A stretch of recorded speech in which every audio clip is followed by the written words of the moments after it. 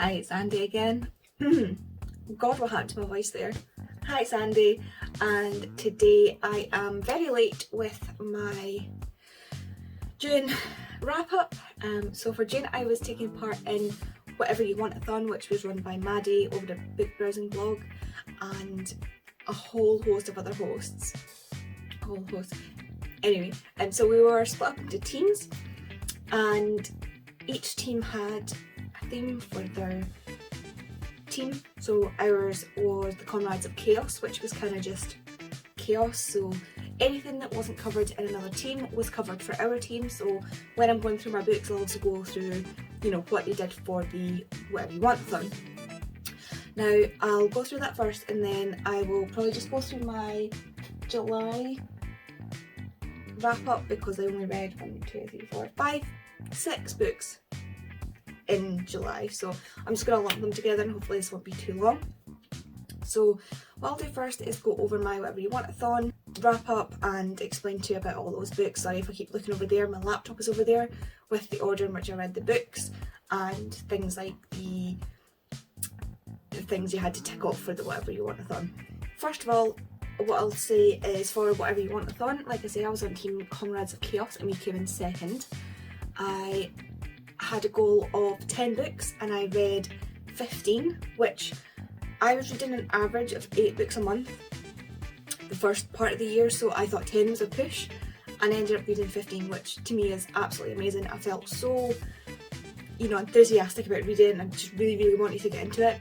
I didn't keep up with how many pages I read because I didn't always have the books to hand when I was putting it into the tracker, so I don't have the pages read down properly.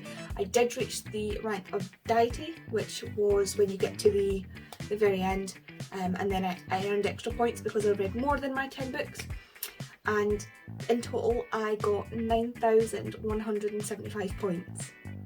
9,175 points. I am so proud of that. I wish and I thought I could try and get to 10,000 points, but when it was coming to the close of the month, it kind of got a bit more busy, so I ended up, you know, 9,175 points. That's pretty good going, and it really did great things for reading. So there were prompts that you had to fulfill, and you could get points for up to 3 prompts. So your prompts were: cover reminds you of a pride flag, reread a comfort read, 5-star prediction, author's debut, out of your comfort zone, hold in the past year, indie or self-published, POC rep, poll, fits the TBR prompt, buddy read, disability and mental health representation, bookish creator's favourite list, cover features the team colour, title of the last letter of the book. The last letter of the book you're currently reading has to be the next letter, the first letter of the next book you're reading. Why is that always so hard to explain? Just a second, Hamish walks up on the chair next to me. I've cleared the chair for him. Whether or not he jumps up is a totally different story. So, thanks. So I'm going to go through all of the books I read and tell you how they fulfilled any prompts and what points they got and things like that. Okay. The first book I read was Disability Visibility, which was edited by Alice Wong. This is a collection of kind of short stories and essays from disabled authors about disabled issues and disabled issues that they've come across. This was recommended highly by Jessie over at Bowties and Books, and I absolutely loved it. As a disabled person myself, I found this very interesting.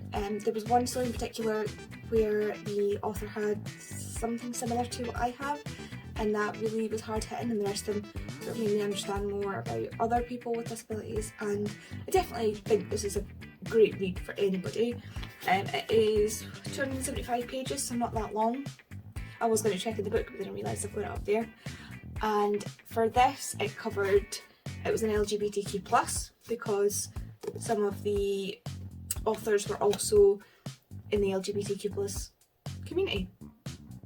It also covered teen genre because it is non-fiction, and it covered 3 prompts. It covered disability rep, hold in the past year, and cover reminds me of a pride flag because of the colours.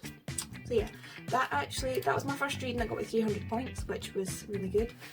This was really good. I really do recommend it to anybody who wants to learn more about disability and people with disabilities. Yeah, so it's first person stories as well as in voices, so I definitely think you should read it. I'm very sorry, Hamish is licking my laptop battery and I don't know why. He's been a weirdo. The next book that I read was The Martian by Andy Weir. I don't know if I've mentioned this before, but this is probably one of my favourite books of all time. I read it every single year, so I did read it in January, but I decided to reread it for this because it was a comfort read. And so this was 369 pages, it got me 250 points. It was a host fave, so it was on one of the host favourites list that we were given, and it was teen genre because it is sci-fi. And it got 3 prompts again, so a comfort read like I've already said. It was actually a debut. This is Andy Weir's debut, and it's self-published or published from a small company, so it's Del Rey. But originally it was self-published. I looked it up and double checked. If some people don't know about this book, this is about an astronaut, Mark Watney, who is accidentally left on Mars when he is hit by a flying piece of debris when the crew are sort of evacuating the planet, and because of it piercing his spy monitors, his crew think he's dead, so they launch without him after looking for him until it becomes dangerous, and then he wakes up to discover that he's been left on Mars, and his way of coping with that and deciding to survive and how he survives. And I really like this, I love this. It's, like I said, one of my favourite books of all time.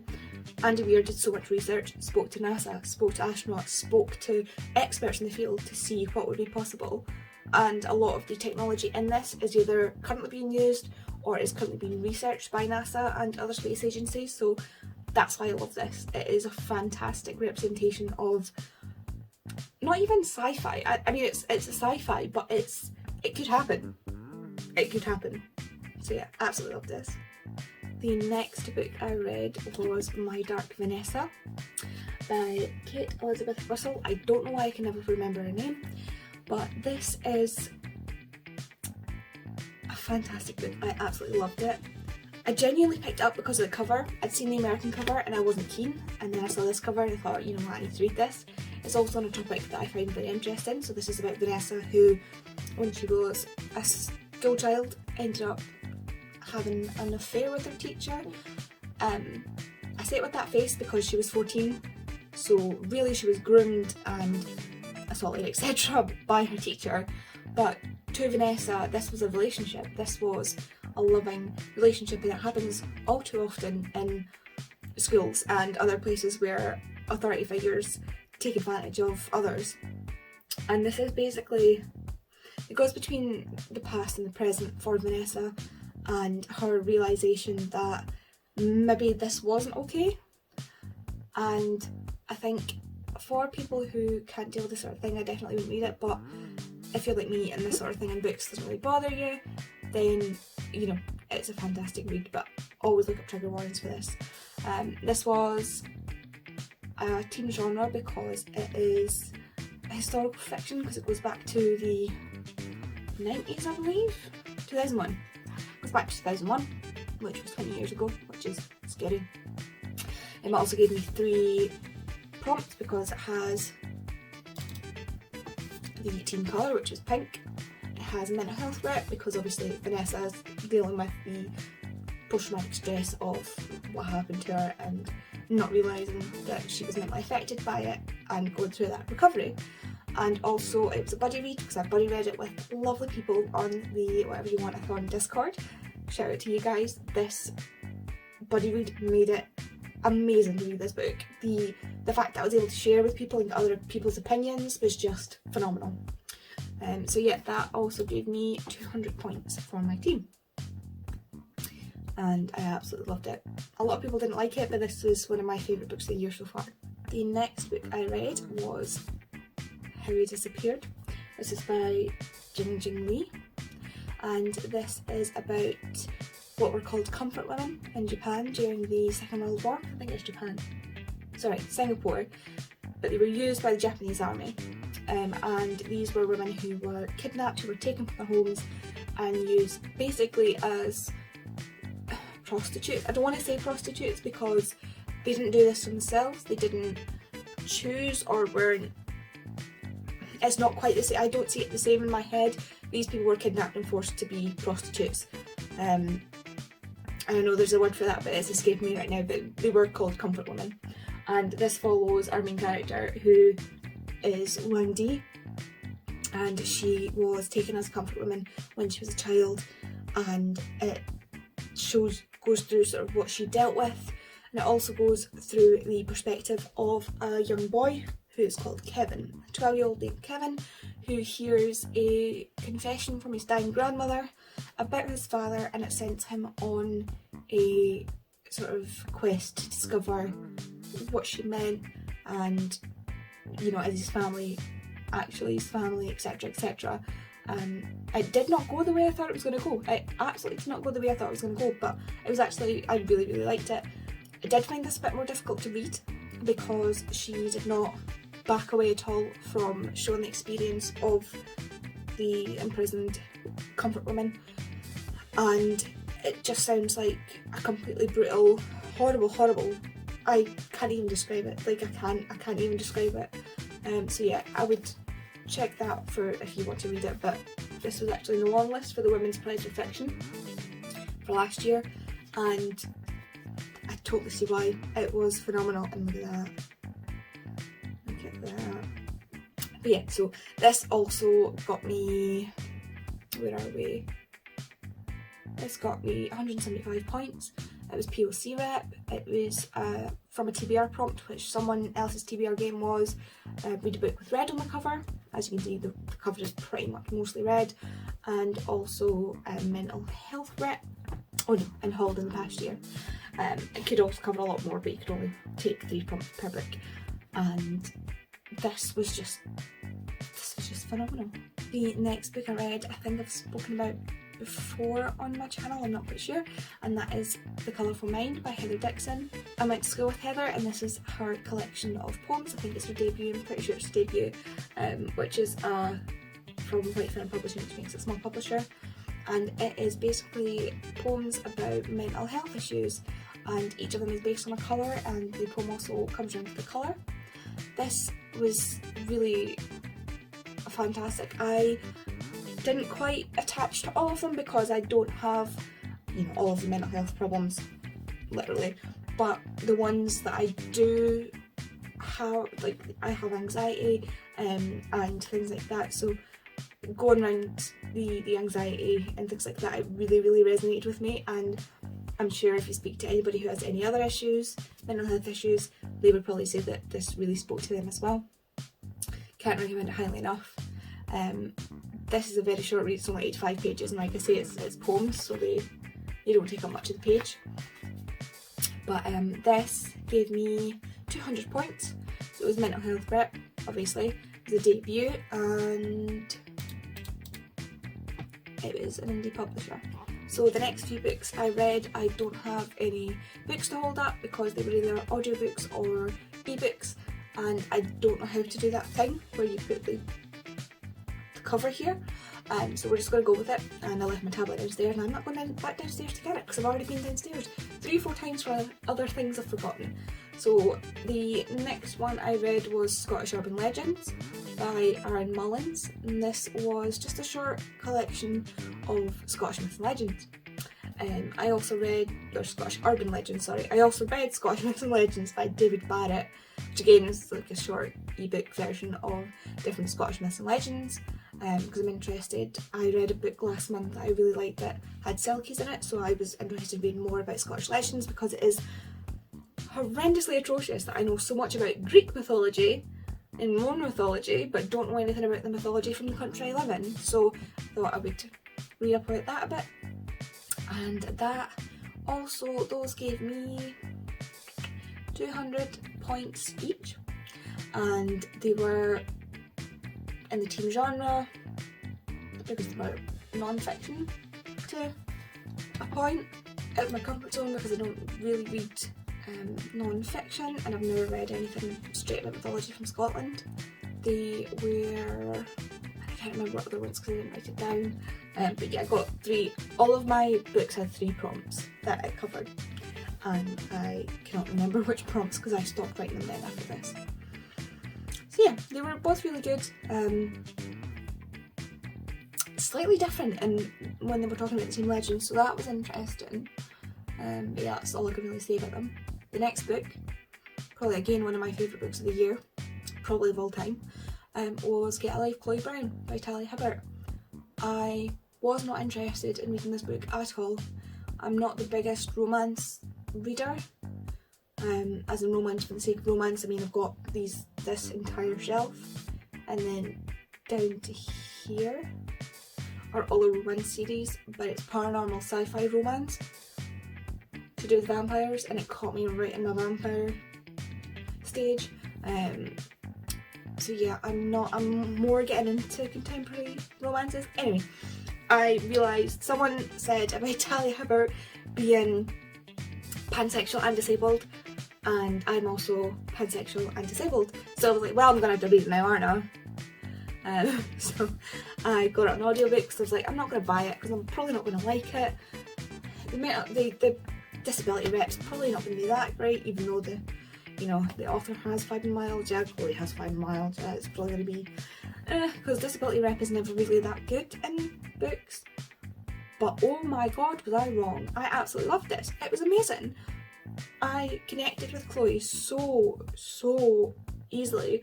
The way her disability affected her is very similar to how my disability affects me, except that I will get injuries as well as the pain and the fatigue and etc.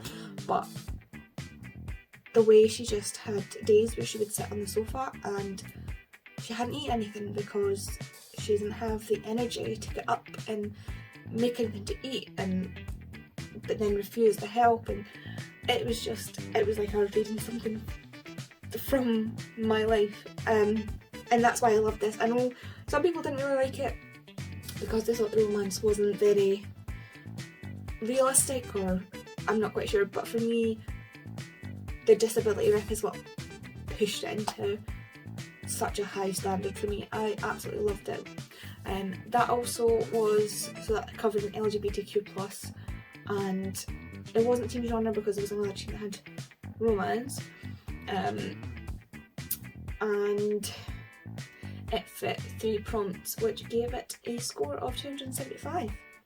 Obviously you've got POC rep, mental health rep, disability rep, all in the one book, and even more. And I loved it. I loved it. The next book I read was Traces by Patricia Wiltshire, and this is a non-fiction forensic science book about a trace specialist. Patricia Wiltshire was a trace expert and one of the sort of founding people for trace evidence. She particularly looks at dust and pollen, etc. There is a name for it, but I cannot say it. And this was just about her story of how she created the field and how she did her work and the crimes that she solved with it, and I absolutely love this. I'm a massive Patricia Cornwell fan. They're all Patricia Cornwell books, and then those are specifically not those ones, that's Dan Brown. Then after that, these are all forensics books, just some of the forensics books I have, because I studied forensic science and love forensic science.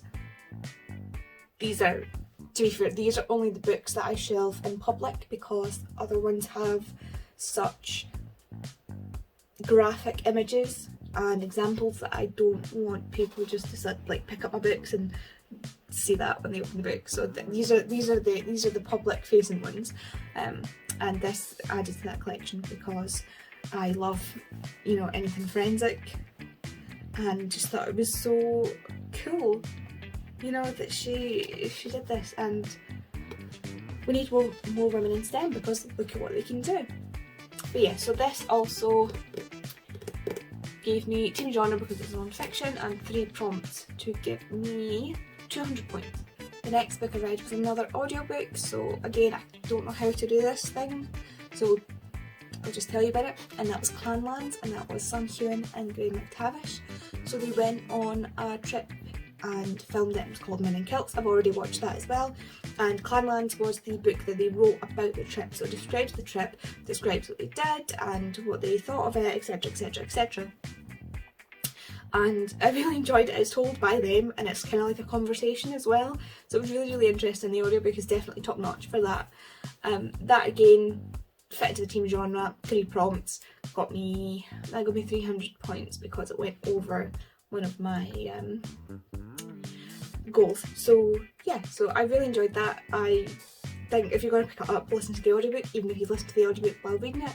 Definitely watch Men in Kilts, it's on Prime, but you have to get stars, I think it is as well, but it's $1.99 at the moment, so I'll maybe get into that. Anyway, yeah, so that was really enjoyable. I really liked that, loved listening to it, loved learning more about Scotland. The next book I read was Unnatural Exposure by Patricia Cornwell.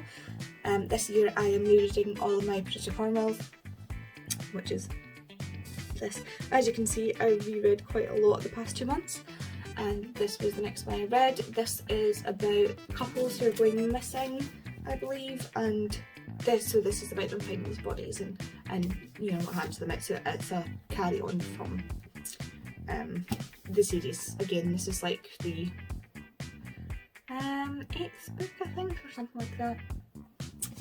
And it was actually Patricia Cornwell that made me love forensic science, so there she is.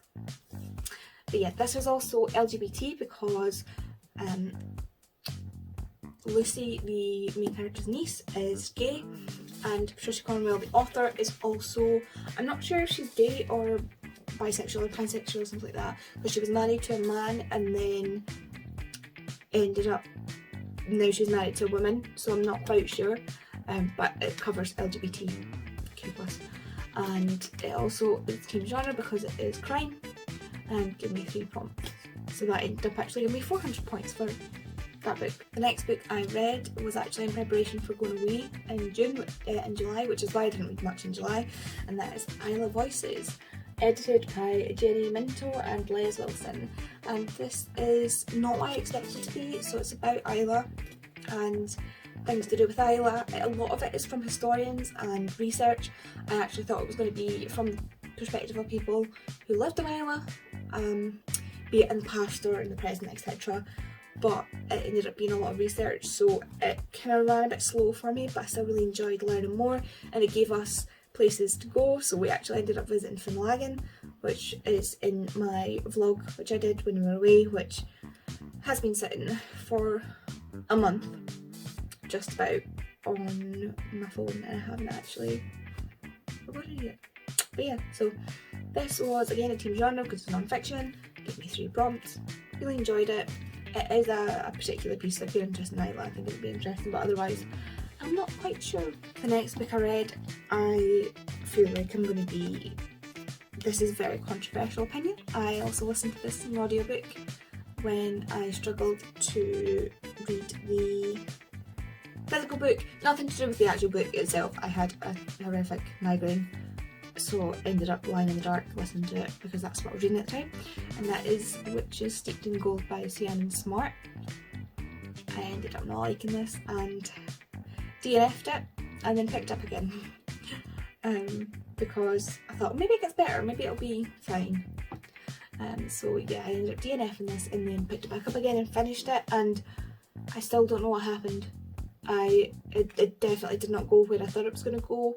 It wasn't as enjoyable for me because I couldn't remember who was on whose side, who was what kind of magician, what, like, there was 2 different types of witches, but I can't tell you the difference. I struggled with how fantastical it was. I am not a fantasy reader. If you're going to do fantasy, for me it has to be more of an urban fantasy, so like for example, you can't see it from here, but the Cassandra Clare books, they're based in our world with extras, but it's extras that we know about, so you know, werewolves, vampires, demons. I've had an understanding of that for when I was young. This was so fantastical for me that I really, really struggled, and probably from an Own Voices point of view, an Own Voices reviewer, a lot of it would make more sense, but I didn't understand enough to really appreciate this book. I'm thinking I'll try and read it again in the future to try and... Sometimes I find if I read a fantasy book more than once, I'll start to understand it the second time, but unfortunately I didn't understand it the first time, and that's totally on me because I'm just not a fantasy reader. I also buddy read this, so it did LGBTQ+, because one of the characters is, at least one of the characters is LGBTQ+, and it was 3 prompts for 375 points. So yeah, I'm not even sure I can explain it because it was a while ago that I read it, but so it's 2 witches, one from each different kind of clan, and one clan overthrew the other and then imprisoned them all and treated them horribly, and then they're let out on their, I want to say 18th year, and so one of these people that is let out is the daughter of the queen that was usurped, and her family was all killed but she survived, and obviously she wants to get revenge. And then there's the current princess who doesn't think her mother is doing a good job and wants to assassinate her effectively and take over because she's part of this revolution type thing, to make it fairer for all people. So they kind of join up despite the fact that they hate each other, and beyond that I didn't understand what happened. So yeah, I would look for Own Voices reviews because I did a terrible job at understanding and reviewing this. Okay, so the next 2 books were again more Patricia Cornwell, so that was Point of Origin and also Black Notice by Patricia Cornwell. My mum would pick these up for me when she saw them in charity shops, which is why I have so many different editions. Only the newest ones I bought new, which is why they're hardbacks. And this is like an original hardback from the 90s. Yeah, so Point of Origin is about fires and fire investigations, again following Patricia Cornwell, following Case Scarpetta. Black Notice is Black Notice is something that Interpol use for like a wanted person or a missing person or an unidentified person. There are different colours and notices, and this one talks about Black Notice. And yeah, this is just carrying on the story basically. There's nothing else really to say about it. Fires, Black Notice, that's what it's about. So yeah, again, both of them covered LGBTQ+, and teen genre, 3 prompts each got 400 points. So yeah, all in all, with the extra boosters that I passed, so each section, so for a quarter, a half, 3/4 and all of your books you get extra points, and then once you go past your, so for me 10 books you get extra points. So all of that came together for my 9,175 points. So yeah, I did also cover all the prompts and I had a fantastic time with that. So I can see I've already got quite a lot of footage, and I will now just go over my July wrap up. Like I said, it was only like 6 books, so this will be fairly quick. The first I read was A Dark Shade of Magic. I listened to this on audio and I was really on the fence about it. I was like, oh well, it wasn't that great, not really a fantasy reader, yada, you know, okay, yeah, I get it, there's 4 Londons, 1 London, blah blah blah blah. Like, I just didn't quite get it, but I enjoyed it enough that I kept wanting to go back to it. I think this needs a reread, and I also have the other 2 books because it was on sale, so it was like £16 for all 3 books, which is ridiculous. So I just bought it. £16. If I don't like it, then I can just give it away. But Ro from Wandering Through Worlds said how she was a bit meh about the first book and then really loved the second and third, and I was like, well, now I've got to try it because I was the same. So yeah, read this, listened to it on audio. Possibly I lost some of it because I listened on audio. That's possibly what I was thinking of, the Witches Steeped in Gold as well. So I will give this another read and read the other one. The next book I read was Firebird by Elizabeth Wine. I love Elizabeth Wine. She is a historian and also a pilot. So a lot of the books she writes are about pilots during World War II. Female pilots during World War II. And this is about a female pilot from the Russian Red Army. And she is basically being tried as a traitor, and it says in the back, I'm not a traitor, let me tell you how I became a pilot and why I landed my plane behind enemy lines and what I did afterwards, and then you can judge for yourself. So she's basically telling you the story as if you are judging whether or not she's a traitor. and it's, I mean, it's, you know, big massive writing, very small book, very fast read, very entertaining because Elizabeth Wine just writes really entertaining books. But it was so nice having the perspective from the Russian side in the war, which you don't really get. Historical fictions are some of my favourites, so I absolutely loved it. I have just realised that I've been going backwards, and this was not the first and second, these were the last and the penultimate books that I read. The first book I read this month was actually The Last Precinct by Patricia Cornwell, which again follows on from the rest of Patricia Cornwell's, and I read this for the Buzzwordathon to have last in the title. I actually read My Dark Vanessa for the June Buzzwordathon, which was to have a name in the title, so this again just follows on. The Last Precinct is a private detective company that Lucy and one of her friends start up, and it just follows sort of further on the story. Not really much else to say about this. It's a crime book, it was great, it was a reread for me, so you know, it's fine. But yeah, this was actually the first book I read, and everything else is going backwards. So yeah, the next book is 1,000 Ships by Natalie Haynes, and this is about the Trojan War, but from the perspective of the women. So it is the perspective of the wives of some of the famous people that were there. So Odysseus' wife. This is about the women in Troy who watched their city be sacked, and you know, everything that happened to them. This was great. I really liked this. The only thing I wasn't keen on is that it kept jumping from perspective to perspective, and I struggled to keep up with who was who. But for some of them there was a really distinctive voice, so it was much easier, and I think on reread I would totally get this. I already know quite a bit about Greek mythology, but I also don't know that much about Troy, so this was really interesting and a fantastic read. I really liked it. People kept going on about it, so I just had to buy it and really enjoyed it. Okay, the next two things I read were on Kindle, and again, can't do anything, so we're just going to talk through it. And those were Saga Volume 1 and Volume 2. I could not sleep one night because I have really bad insomnia, and sorry about the dog barking in the background. That's not Hamish. Hamish is sitting down there like a little angel, although he's not happy with the dog barking. So I read Saga Volume 1 when I couldn't sleep on my phone, on my Kindle app, because it was free, and everybody kept going on about it, and I was like, let's try this, let's see what it's like. Loved it. Absolutely loved it. Just loved it. I don't know, I have never ever liked a single comic book or graphic novel or anything that I've read like that, but I absolutely loved it. I thought it was amazing. So I immediately read Volume 2 because that was also free, and I loved it. I thought it was fantastic. It was, I can't even describe it. I don't understand why I liked it, why this one clicked and others didn't. But yeah, I absolutely loved it, and I can't recommend it enough. I've got the full sort of bind up in my wish list for my birthday this month, and I am probably going to devour it in one go because they were fantastic. So Saga, as far as I understand it, follows these two peoples who are at war, so one from the planet and one from the moon that goes around that planet, and for years and years and years they fought on their own land and destroyed it to a point where they went, do you know what, we should go somewhere else and mess that up. So they went to other moons and planets to have their war. Never mind the people that already lived there, they were just having their war.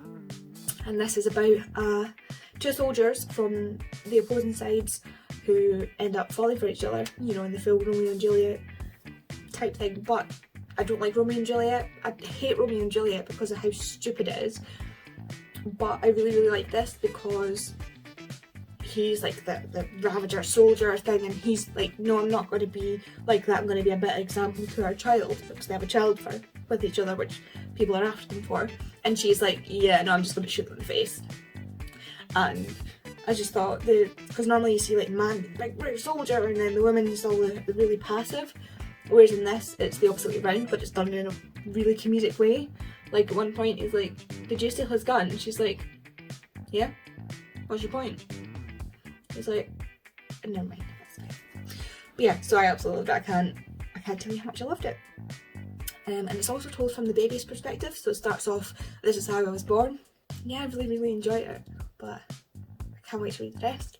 So yeah, that is my wrap up for June and July. So I can see here I've got about 40 minutes of footage. Hopefully I'll be able to get that down to a reasonable amount. But I'm sorry if this is a long video. I'm sorry I keep looking over here instead of at the camera. I'm trying to know, I've discovered how to mirror my videos so I can flip this round so that everything's right way round, but I can use a front facing camera so that I can see if I've got something on the screen. I'm also sitting in a new place because I got my new desk and got my bits and bobs set up for my crafting, for making frames, and have been really enjoying that. Also, I forgot to say, I made myself a TBR jar. It's not anything special, it's an old coffee jar, Hamish thinks it's treats, and it's got everything on my TBR. I know it's comically large for what's on my TBR, and I think my TBR is quite big.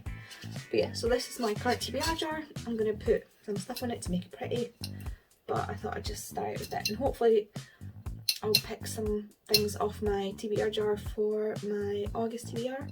But as of now, I'm still reading things, so I'm reading the Mortal Instruments to annotate it. I'm annotating it, but so far I've highlighted one line, which is Shadowhunters looking better in black than the widows of our enemies since 1242, and that's it.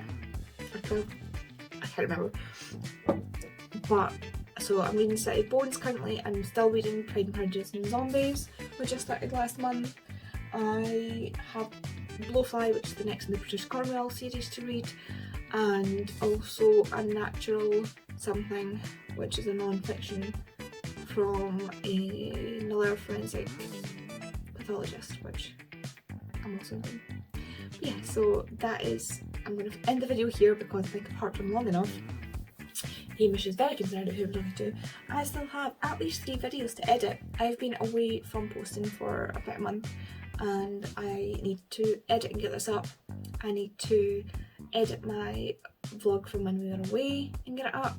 I need to finish editing the flip the page one that I started months ago, and I also need to do my weekly vlog that turned into like a 2-week vlog, which is like 2 weeks ago. So I've got loads to do and I don't want to. I hate editing. I absolutely hate editing. Don't mind like this part, but I'm not a fan of editing, so I really use it to that. I've also started making frames and